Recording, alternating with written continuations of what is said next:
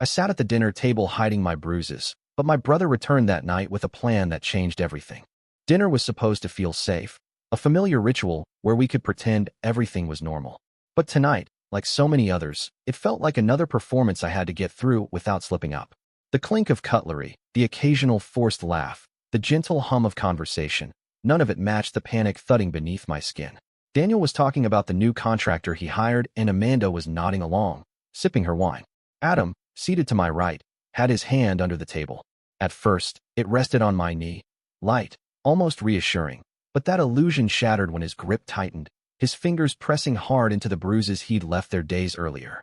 I kept my smile intact, kept my sleeves pulled down past my wrists even though it was warm in the dining room. I picked at the roasted chicken on my plate like I hadn't lost my appetite the moment Adam whispered in my ear, "Smile prettier, babe. You're making us look bad." He said it with a chuckle, like it was some private joke between us. His thumb dug into the tender flesh just above my knee, and I jerked slightly, just enough to knock my fork off the edge of the table. Daniel leaned down to retrieve it. For a moment, our eyes met, and I knew he saw. I knew he saw the small, bluish mark peeking out from my cuff, the stiff way I held my arm, the wince I tried to hide when Adam shifted his grip. He froze, just for a second. But then he straightened up, handed me the fork, and said nothing. Not a word. Amanda was still smiling. Adam leaned in to kiss the side of my head, a little too hard, and whispered, "Good girl." I hated how practiced I'd become, how easily I could slip into that role, the one that made everyone else comfortable, the one that made them believe we were just another happy couple in a beautiful house, that this wasn't a war zone, that this wasn't me trying to breathe through another moment of pain disguised as affection. When dinner ended and we walked them out, Adam's arm curled around my waist. To anyone watching, it would look like love. He smiled as Daniel hugged me goodbye and told me to take care. His eyes lingered again, and for a heartbeat I wondered, was that guilt? Regret? Fear of what he'd seen? But still, he said nothing. Adam's grip on my waist tightened like a leash. As we closed the door, I didn't even need to look at him to feel the shift in his energy. The pleasantries were over. The mask was off. And I knew that tonight, like every other night, the real dinner was only just beginning. The one where silence tasted like blood, and pain was served in pieces no one else could see. The front door had barely clicked shut behind Daniel and Amanda when the silence finally settled over the house like a thick fog. I stood in the hallway for a minute, not moving, listening to the muffled hum of the dishwasher, the ticking of the antique wall clock, the faint creak of the floorboards upstairs where Adam had gone to shower, the sound of water thudding against tile. I exhaled slowly, felt the tension start to slide off my shoulders, just enough to keep me upright. That was the game. Smile through the pain, wait for the silence, then let go, but never too much. Never enough to draw attention. I walked into the kitchen to rinse a wine glass, maybe wipe down the counter, pretend I had some control left over my evening. I barely had the faucet turned on when I heard the door open again.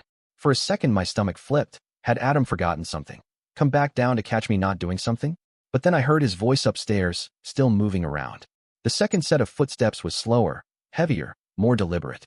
I turned around, and there was Daniel, standing in the doorway like he'd been rehearsing this moment, and still wasn't sure if he had the right lines. He looked different, not angry, not casual, just serious. Not a word passed between us for a few seconds.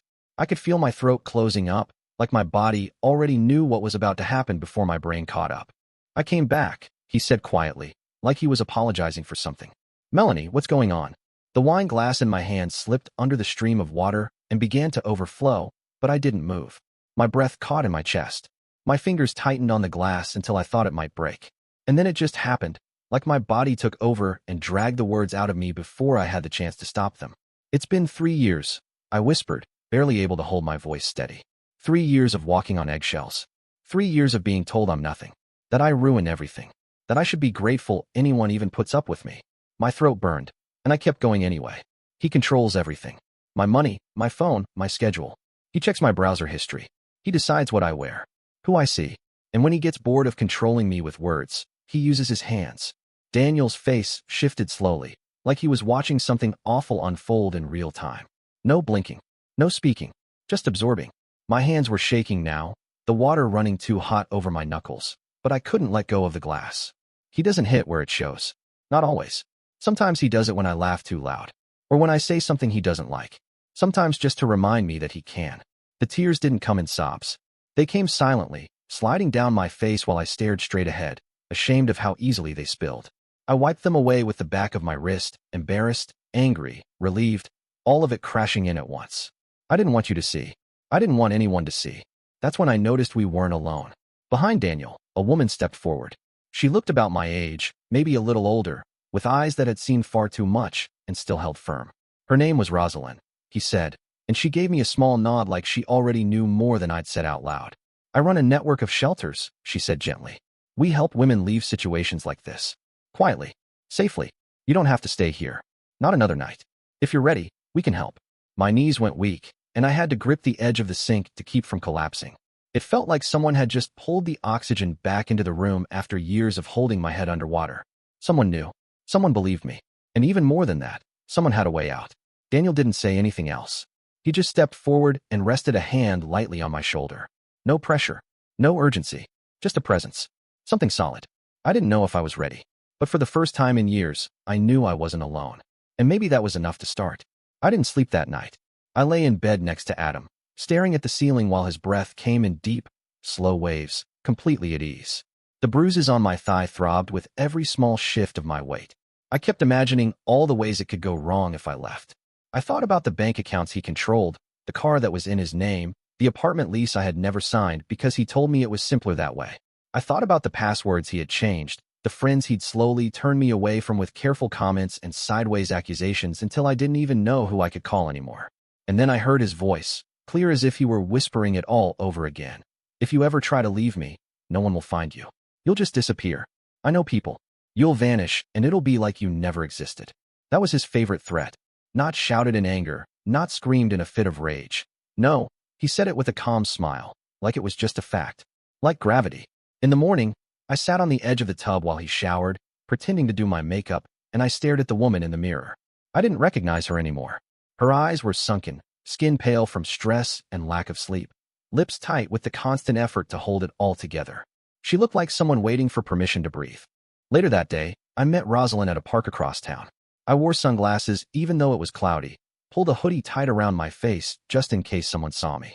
I kept checking over my shoulder, sure he'd followed me, sure this was a trap somehow. But she was there, just like she said she'd be, sitting on a bench with a takeaway coffee cup in her hands and a calm expression that made me feel like maybe, just maybe, I wasn't losing my mind. I can't do this, I said before I even sat down. He'll find me. He always knows everything. He tracks my phone. He checks my location history. I don't have any money, any ID that isn't tied to him. He made sure of that. And if I run, he'll come after me. He said if I ever left, I'd vanish. He said I'd disappear. Rosalind didn't flinch. She just nodded slowly, like she'd heard it all before, because she probably had. We've helped women escape men more powerful than Adam, she said, her voice steady, warm but firm. We have safe houses with unlisted addresses. Emergency contacts who know exactly how to disappear someone legally and securely. We have lawyers who specialize in untangling women from financial and legal traps. And we have teams who monitor digital footprints, scrub metadata, protect identities. I stared at her, trying to decide if I could believe her. If I dared. But what if he comes anyway? What if he finds me? She took a slow sip of her coffee and then looked me straight in the eyes. Then he'll find a wall of people between you and him. Trained professionals. Advocates. Women who've been through this and know every game, every lie, every trick. You won't be alone. You won't be unprotected. And you won't disappear. You'll finally exist on your own terms. My hands were shaking again, and I tried to hide them in my sleeves. I'm scared, I whispered, like it was some shameful confession. You should be, she said. But being scared doesn't mean you're weak. It means you've survived something real. It means you're aware of what you're up against. That fear? It's a compass. And right now, it's pointing toward freedom. I didn't answer. I couldn't. Not yet. But something inside me, small, buried, almost forgotten, felt the first stirrings of movement. Not quite hope. Not yet. But maybe the beginning of it. The worst part wasn't the bruises or the silence or even the fear that I'd never get out. It was knowing I had already asked for help once and been told I was overreacting. I still remember the way Amanda looked at me that afternoon, the way her eyebrows pulled together not in concern, but in judgment. I'd gone to her in a moment of desperation, maybe hoping that because she was married to Daniel, someone I trusted, she might see me, might believe me, might help. I'd pulled her aside after one of those family barbecues, the kind where Adam played the charming host and grilled steaks, while I handed out drinks with a smile that felt like it was sewn onto my face. Amanda had just lit a cigarette and was scrolling through her phone when I said it. too softly at first, then again, louder. I need help. Adam, he's not who he seems. She looked up, squinting, like the sunlight was the problem. I told her just enough to crack open the door, about how he monitored my calls, how he yelled when I didn't answer a text fast enough, how he'd slammed the bedroom door so hard once the frame splintered. I didn't even mention the bruises then. I couldn't. I was testing the waters. Amanda let out this soft little laugh, like I'd said something mildly annoying. Melanie, she said, dragging out my name like it was some indulgent sigh. I think maybe you're just feeling overwhelmed. Marriage can be intense, especially when you're still figuring things out. But Adam, he adores you. He's just a little, type A, right? That's not abuse. You're not in some Lifetime movie. I remember nodding like I agreed, like I'd made it up. Like she was right, and I was just being dramatic. That word stung more than I thought it could. Dramatic. As if the pain wasn't real unless it left a headline behind. As if my fear needed to be louder, bloodier, more cinematic to be valid. But that wasn't the worst of it. Last night, after I met with Rosalind again, I found Daniel waiting outside my building in his car. He didn't come in, just texted, "We need to talk." I slipped out while Adam was on a call in the study, making sure to keep my tone breezy when I said I was just walking to the store. He nodded, barely looking up, but I knew he was tracking my phone. I left it behind. In the car, Daniel looked like he hadn't slept. His hands were gripping the steering wheel even though the engine was off. "I think Amanda told him," he said quietly. "About us. About Rosalind." I felt the air leave my lungs in one long, slow exhale. "What?" "I didn't tell her much," he said quickly. "Just that I was worried about you. That something was off. That I wanted to help. But she's been cold since. And today Adam called me. Asked if I'd been talking to you about personal matters. Said it in that way of his. Polite, but like a knife under the table." I pressed my palms into my thighs to keep them from shaking. Amanda hadn't just failed me. She'd delivered me back to him. Whatever distance I'd created was gone now. And Adam had tightened the leash. That night, he changed the password on our Wi-Fi. Told me it was for security reasons. Installed a new app on my phone to keep things synced. And when I hesitated to let him log into my email, he just smiled and said, "What do you have to hide, sweetheart?" I didn't cry. Not then. But something in me cracked wide open. The kind of crack that doesn't bleed but leaves everything hollow. He knows. And now I'm watched closer than ever. Every move I make. Every breath I take. And somehow, despite everything, I'm still supposed to smile. To be grateful. To not be dramatic. I became exactly what he always wanted. Smiling, obedient, quiet. I cooked his favorite meals, folded his clothes the way he liked, laughed at his jokes before he even finished them. I kept the house spotless, greeted him at the door like some 1950s fantasy, and made sure my tone was always soft, always sweet, always safe. I watched his eyes constantly, reading them for any shift, any flicker of suspicion.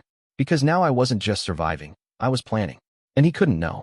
I started a food journal, just like he'd suggested months ago when he said I should lose the 5 pounds he claimed were making me sluggish.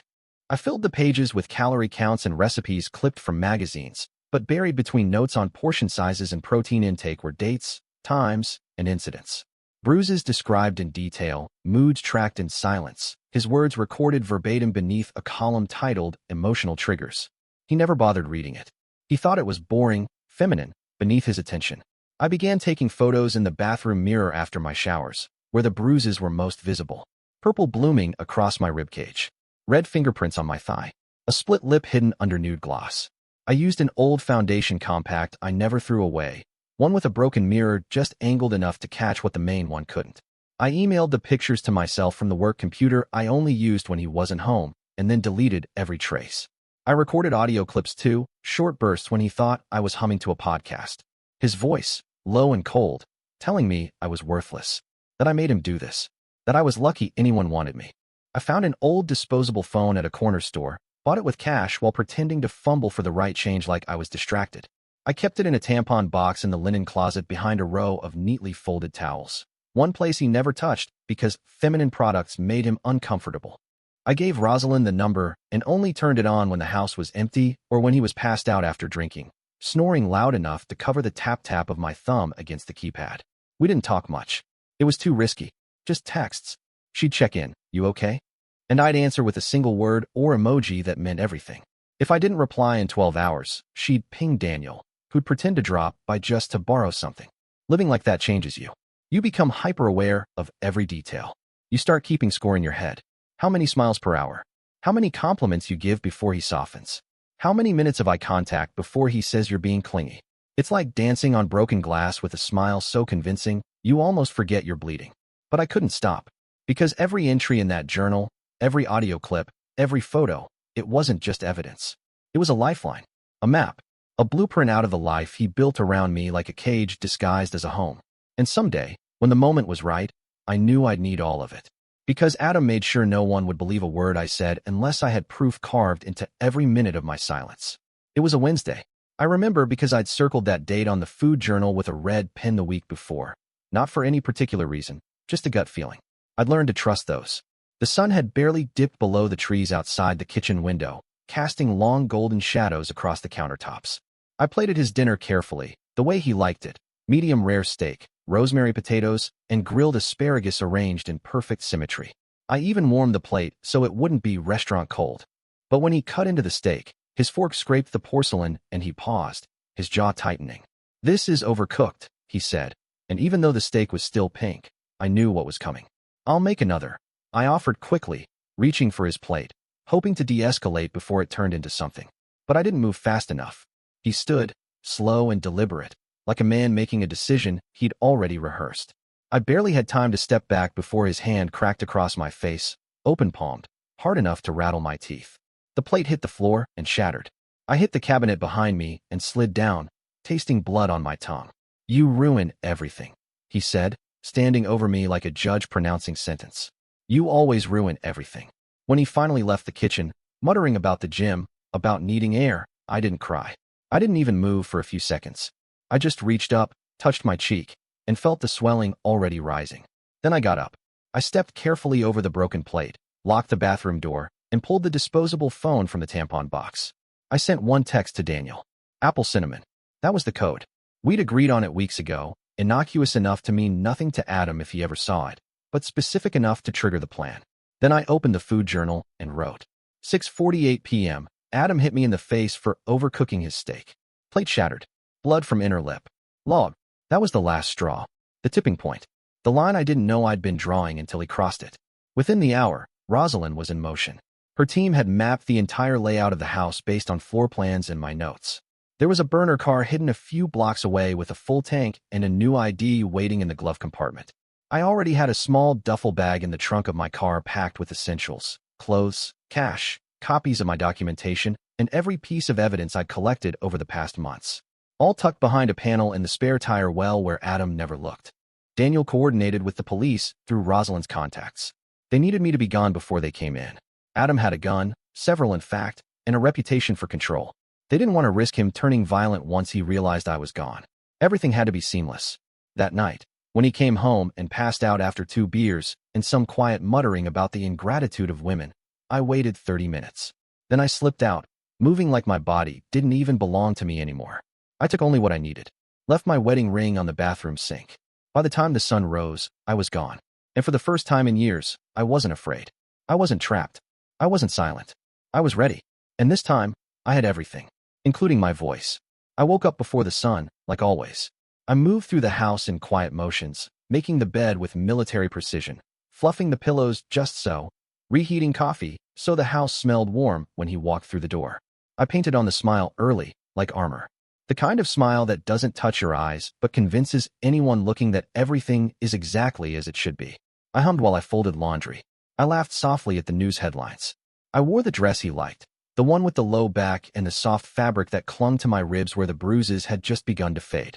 Today was the last day in the prison he'd built for me, and I played my part to perfection. The plan was supposed to unfold after lunch. I'd make him a plate, he'd eat, then nap like he always did, and I'd be gone before he noticed the silence. But nothing ever goes perfectly. Adam came home early. The sound of the door unlocking at 11:17 a.m. sent a cold shock through my chest. I had just finished hiding my journal behind the false panel in the kitchen cabinet when I heard his keys hit the table and his voice calling out, "Mel?" I turned, smile already in place, breath steady, heart a jackhammer inside my chest. "Hey," I said brightly, like I wasn't planning to disappear in under an hour. "Home early. Meeting got canceled," he said, eyes scanning me. "You're in a good mood." "Just feeling good," I replied, brushing past him lightly, kissing his cheek. "Thought we could have lunch together." He narrowed his eyes just slightly, but then shrugged. "Sure. Steak." "Of course," I said, already moving to the fridge. I didn't have to stall for long. Daniel showed up 10 minutes later, all casual charm and fake obliviousness, holding a folder of papers and babbling about needing Adam's signature on something for a supposed business deal. I didn't know what lie he'd told, only that it had to hold for 5 more minutes. But Adam didn't buy it. Not this time. He stepped back from Daniel, his face hardening. "What the hell is this?" he asked, his voice dropping low. "Why are you here? Why now?" Daniel's eyes flicked to me, and I felt the whole room tilt. Adam's gaze followed. "What's going on?" he snapped. "What's happening here?" And that's when the front door opened again. Not slow, not sneaky, just firm. Official.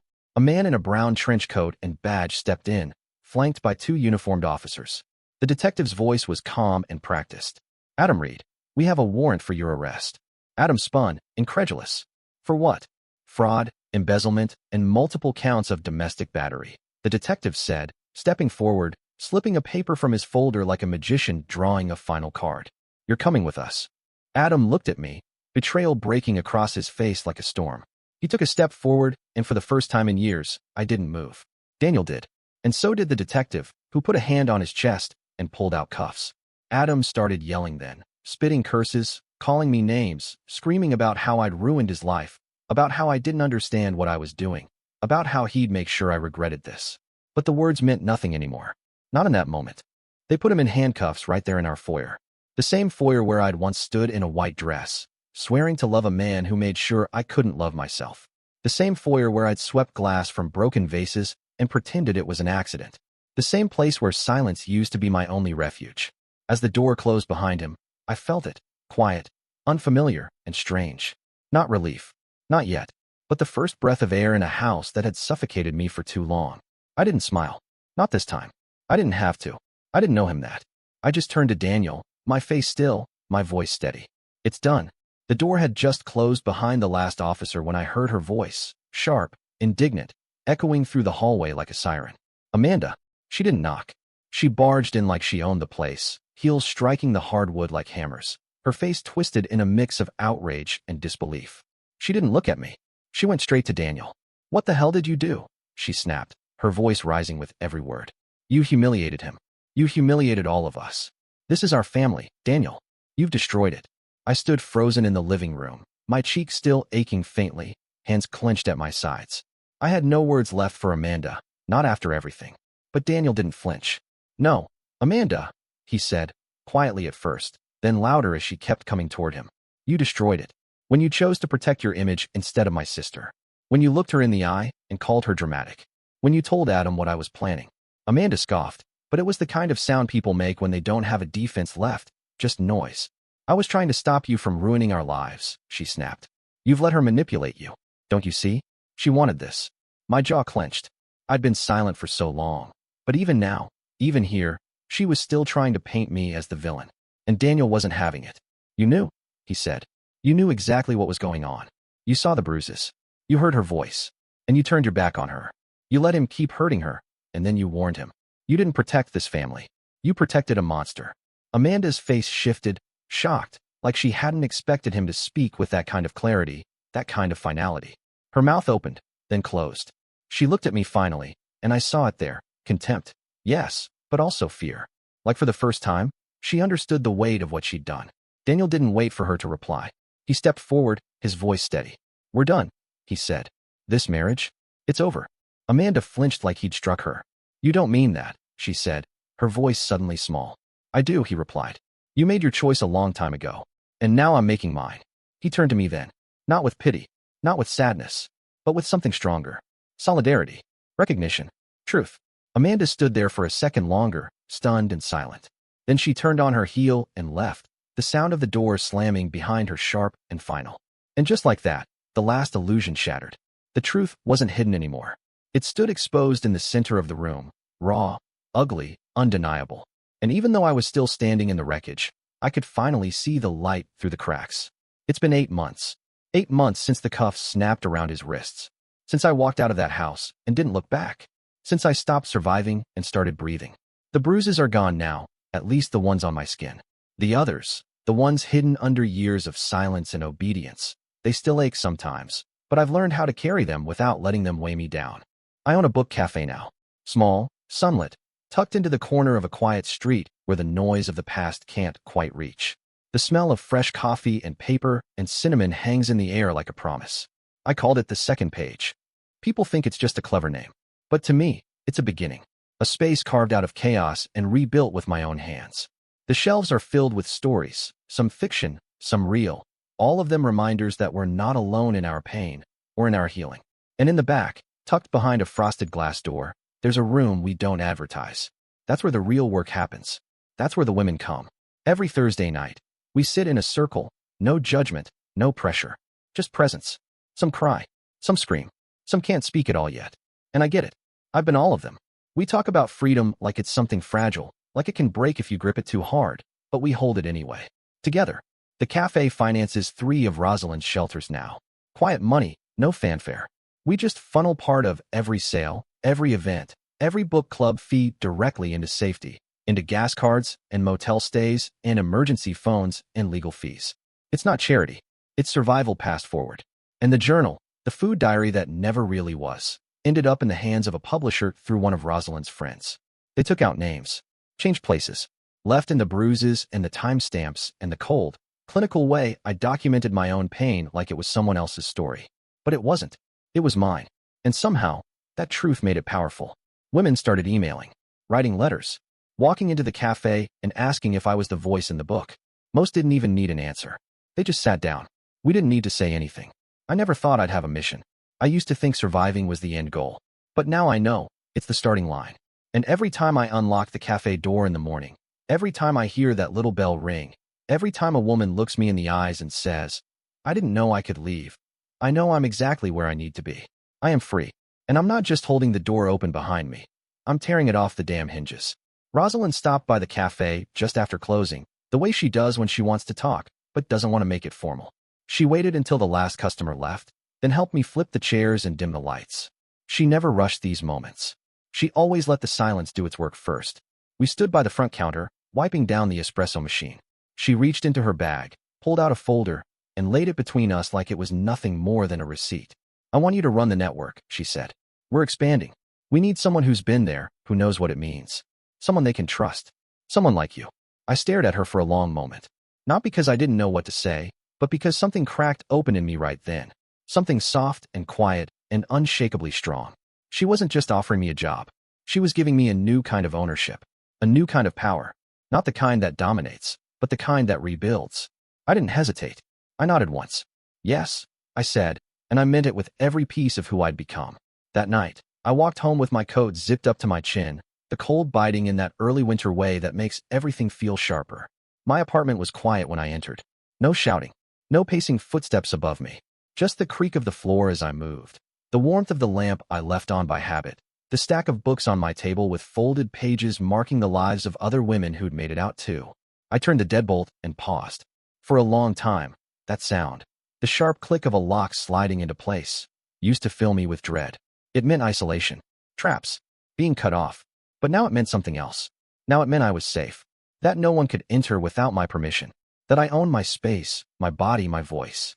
I pressed my hand to the door for a moment, just to feel it, just to be sure it was real. Then I turned away, ready for sleep, for tomorrow, for the women who would walk through the back room of my cafe and sit in the circle where they would not be judged, only heard.